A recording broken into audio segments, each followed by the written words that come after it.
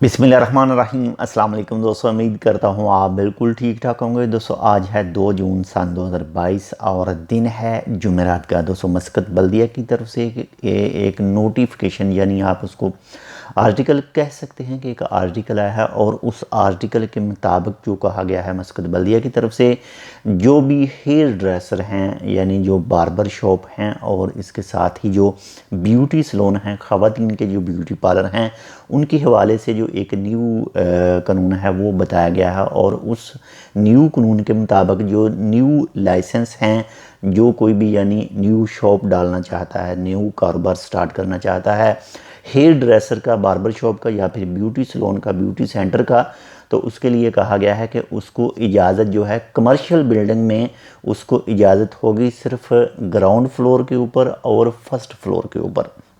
बाकी ताकि उस बिल्डिंग के अंदर जो भी लोग हैं वो उनसे मुतासर ना हों। तो इसी वजह से कहा गया है कि जो उनको अब लाइसेंस जारी किए जाएंगे शॉप बनाने के, तो वो सिर्फ ग्राउंड फ्लोर और फर्स्ट फ्लोर तक ही महदूद होंगे।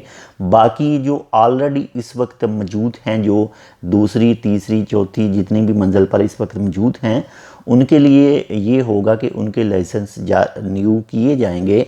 लेकिन अगर वो सेल करते हैं या कंपनी का जो नाम है वो चेंज करते हैं, ट्रांसफ़र करते हैं किसी दूसरे शख्स के पास, तो तब इसमें तब्दीली हो सकती है। अगर ऑलरेडी जिसके नाम पर पहले है वो रीन्यू करवाता है तो सेम वैसा ही रहेगा, उसमें कोई भी जो न्यू कानून है उसके ऊपर लागू नहीं आएगा। लेकिन कोई तब्दीली करता है तो उस वक्त उसके ऊपर भी वो लागू होगा।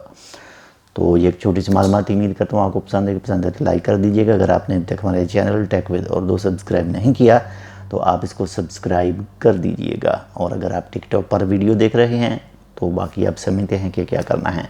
मिलते हैं इंशाल्लाह आपसे दूसरी अपडेट के साथ, तब तक के लिए अल्लाह हाफिज़।